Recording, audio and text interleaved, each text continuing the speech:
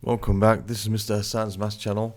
I'm now answering question number 6 from the February-March 2021 IGCSE Cambridge 0580 syllabus. This is paper 4, variant 2. Now this question is about graphs. Here we have a parabola, looks like a quadratic graph here. It says the grid shows a graph of y equals a plus bx squared. Yes, so that confirms it's quadratic. The highest power is x squared. So y equals a plus bx squared. The graph passes through the points with coordinates 0, 4 and the point 1, 1. Okay, so we have these 2 points that it passes through, and we got to find the values of a and b. All right, so that's pretty simple. Let's look at the point 0, 4 first. The point 0, 4 is going to be basically that tells you when x is 0, y is 4. This is the x and this is the y value. So if we use this equation, y equals a plus bx squared, okay, we can work out what we need to work out. I mean, I can see that this is the y-intercept. When x is 0, y is 4. And we can see the y-intercept is 4. So that is the value of the a here, okay? But we can confirm it by using this. When y is 4, you have a plus b times x is 0, so that gives you a equals 4, because your b becomes, b multiplies with 0, that gives you 0, so a is equal to 4. So that's the value of a. And similarly with the point 1, 1, that will help us also. Now we know that y equals 4 plus bx squared. We know the value of a. So now when you use the point 1, 1, when y equals 1, x equals 1. So you have 1 equals 4 plus b times 1 squared, which means you're left with 1 equals 4 plus b. So take away 4 from both sides, you have negative 3 equals b. That means a is equal to 4 and b equals negative 3, which makes sense. If you have y equals 4 minus 3x squared, that makes sense because this is a parabola, quadratic curve which opens downwards like a frowny face. Negative coefficient of x squared is negative, passing through from the y-axis, so it looks like, that's pretty much correct. So there we have the answer for part A, part 1 of this question. Now for A, part 2. A, part 2 says write down the equation of the tangent to the curve at 0, 4. So 0, 4 is a place at the top here. Now the tangent to the curve is a line which just brushes the curve at that point without cutting through it. And in this case, the tangent is going to be basically a horizontal line, okay, which just touches the curve at that point without cutting through it. And of course, the equation of that line is y equals 4. That's where the gradient is equal to 0. Okay, so that's going to be y equals 4. That's pretty simple. Then it says the equation of the tangent to the curve at x equals minus 1 is y equals 6x plus 7. Find the equation of the tangent to the curve at x equals 1. So if we go to x equals minus 1, wrong way, x equals minus 1, that's over here. So basically, if I just zoom out for a little bit so that we can see things more clearly. So if we go to x equals minus 1, you will have a tangent. If we draw the tangent to the curve there, it's going to look something like this. It's going to have this type of shape. I'll just correct it properly later. So it's going to look something like this. And eventually it's going to cut through the y-axis at 7. Okay, because that's what it mentioned. Y equals 6x plus 7 or something, it said. So the tangent to the curve at this point looks something like this. Okay. That's what it's telling us, that this equation is y equals 6x plus 7. So this tangent has the equation y equals 6x plus 7. That's what the question tells us. Now, it's saying find the equation of the tangent to the graph at x equals 1.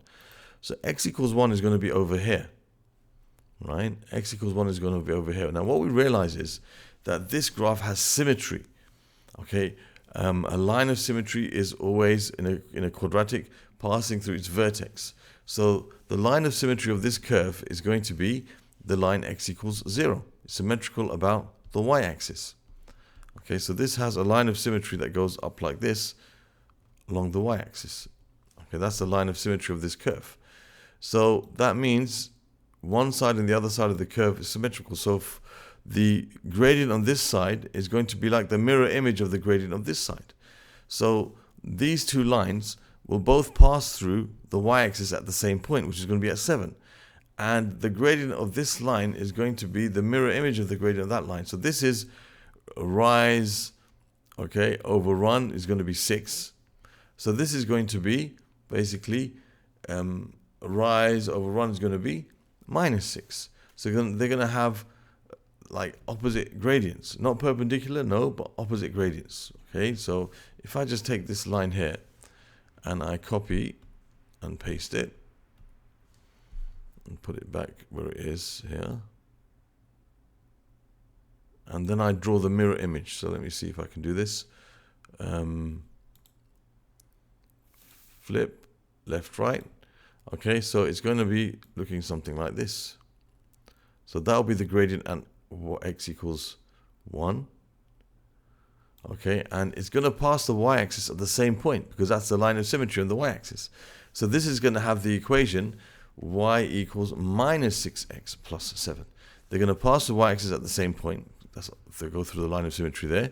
And the gradient of this is going to be like the negative gradient of that y, because this is rise over run is 6, and this would be basically rise over run is -6, because it's symmetrical, right, about the y-axis. So the equation of the tangent at the point x equals 1, okay, is y equals, don't forget the y, -6x plus 7.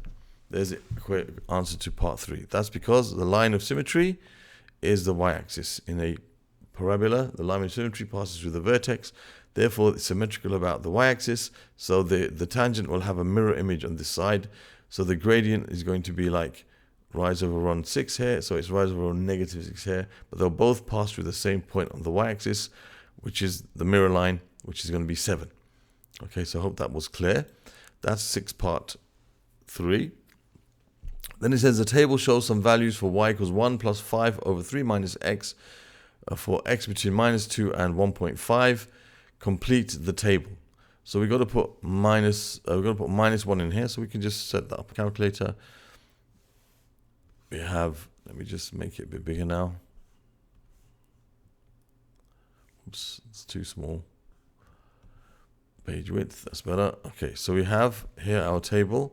So we've got to put -1. So you have 1 plus, put the bracket, put the fraction 5 divided by 3 minus, and I'll put -1. Okay, that's replacing the x with -1. That gives us 9 over 4, which is 2.25. So there we're going to have 2.25. Let me just put this back. Okay, so that's 2.25 over here. And when x is 0, you have 1 plus 5 over 3.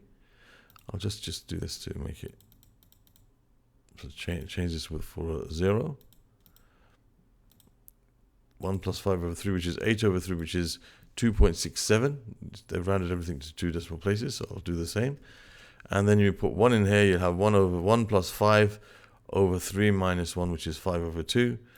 So we just put 3 minus 1. That's going to give you 7 over 2, which is 3.5. Okay, so those are the rest of the table of values. It says complete this table, and it says on the grid draw the graph between -2 and 1.5 of what's been given. Okay. Okay, so here we have the table, and here we have the graph. So I've got to draw these, or I've got to plot these points and draw this curve here. So when x is -2, y is -2. When x is -2, y is also -2. So it starts from here. Let me move this equation out of the section there so we can see what's happening. And when x is -1.5, which is right here, y is 2.11. Okay. Actually, this is wrong. When x is -2, y is 2, not -2, sorry. Let me just correct that. When x is -2, y is 2. Be careful about these silly mistakes. When x is -1.5, y is 2.11. So that's 2. That's 2.5. That's 2.12. So it's just slightly above there. Try and be as accurate as we can. I'll get rid of that dot now. And then what it says, when x is minus 1, y is 2.25. 2.25, that's 1, 2, 3. So it's going to be like halfway between those two. So it's over there. Okay, and when x is minus 0.5, y is 2.43. So that's 2.5. That's 2.5. That's 2.4. So it's just somewhere in there. And when x is 0, y is 2.67. That's 2.3. That's 3. That's 2.5. That's 2.6. 2. So it's between here somewhere. Okay, it's a very gradual increase at the moment. When x is 0.5, y is 3. That's pretty easy to plot there. And when x is 1, y is 3.5. Again, that's pretty easy to plot right there. Okay, and then when x is 1.5, y is 4.33. Okay, so 4.33, let me just move this out of the way slightly. So 4.33 when x is 1.5. So that's 4, that's 4.5, that's 1, 2, 3, somewhere over there. Okay, so this is the graph that we have been asked to draw. Looks something like this. So we're just going to try and go through these points without. Not bad. Slightly off here, but it's okay. That will do. Okay, I can correct it maybe here a little bit. But let me just try and correct that a little bit here.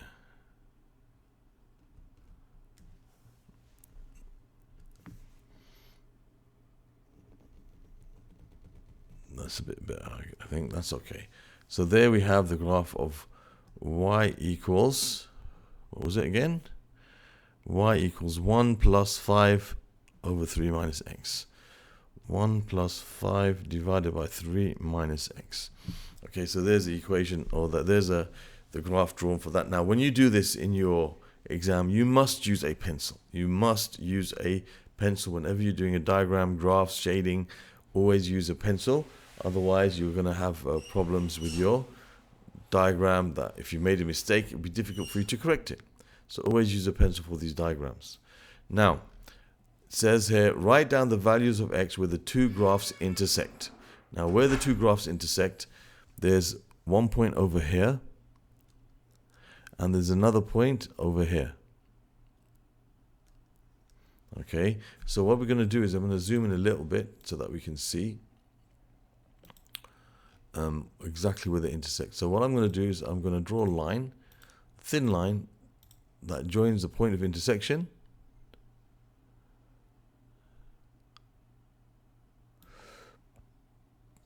Okay, so that line here is basically, if you do they ask for the x or the y values or both?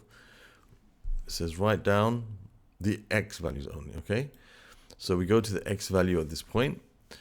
Now this is 0, this is minus 0.5, that's minus 0.75. So it's about minus 0.75. That would be accurate enough, I guess.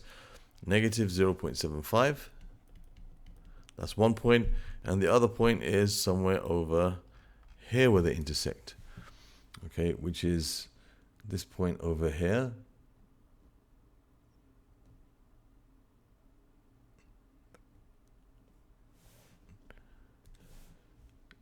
Right here. Okay, what is that point? Let's have a look.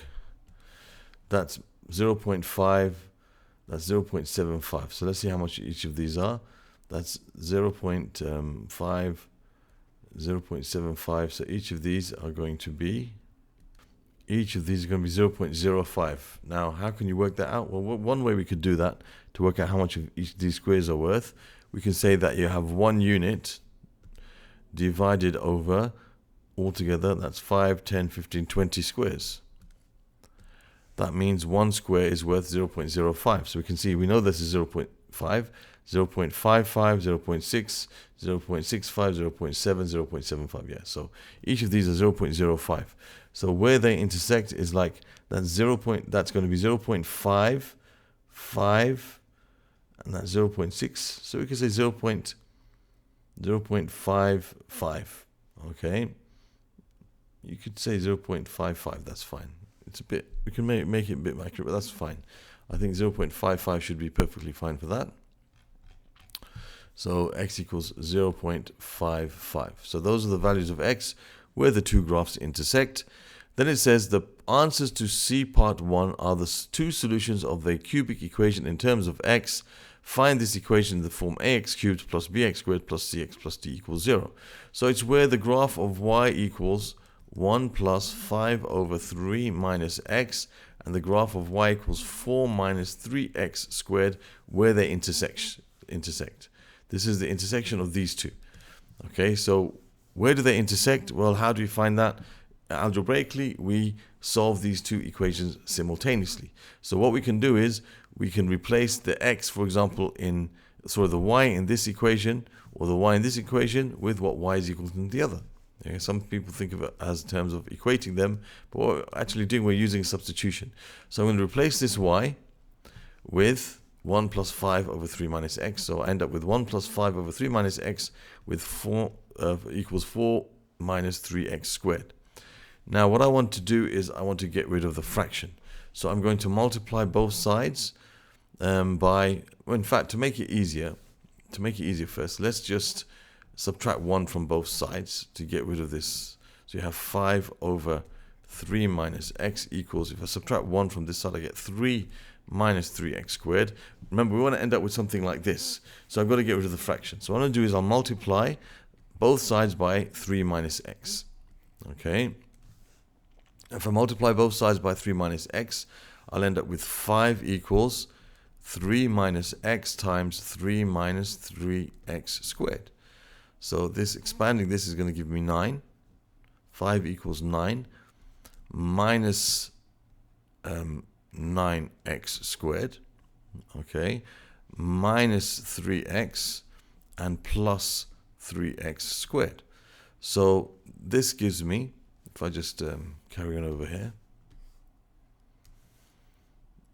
just make a little line to separate them. Okay, that will give me, if I take this, if I bring, we want to say 0, so let's just simplify this. We're going to take away 5 from both sides, so have 0 equals 9 minus 5 is 4. You got minus 9x squared plus 3x squared, which is minus 6x squared minus 3x. So we want to have it in this form. Let's write this, everything on this side, so the x, that's going to be plus 3x cubed, sorry. That's a little mistake there, sorry, let me just go back. What am I doing? Excuse me for that. This is minus x times minus 3x squared, which is plus 3x cubed. So let's do that again. You got 0 on that side. 9 minus 5 is 4. Okay, and you're going to have minus 3x minus 9x squared plus 3x cubed. So let's rewrite it in this form. You're going to have 3x cubed minus 9x squared minus 3x plus 4 equals 0. And where a, b, c, and d are integers, that's correct. So that's the answer here. The equation is 3x cubed minus 9x squared minus 3x plus 4 equals 0. That's the equation in that form for the C part 2. And that concludes this question. Because a question like this, when you want to solve, when you want to find the equation which tells us where two different lines or curves or whatever intersect, you have to basically solve those equations simultaneously. So you have to come up with an equation which is formed from making or substituting one equation of those equations into the other. So what we did, we replaced this y with 1 plus 5 over 3 minus x, and then we rearranged it so we end up with no fraction, which gave us something of this form, making sure a, b, and c, these numbers, these integers, these are all integers, and we get the answer. So there's the answer for C part 2, and that concludes this question, which is the question number 6 from the February-March 2021 paper. Other questions that you want to do or you want to watch from this paper 4 variant 2 from this year can be found in the playlist over here in this area. Other questions which are related to graphs or functions can be found in the playlist that is in this area over here. You can subscribe to my channel by clicking on this link. Thank you for watching and see you soon.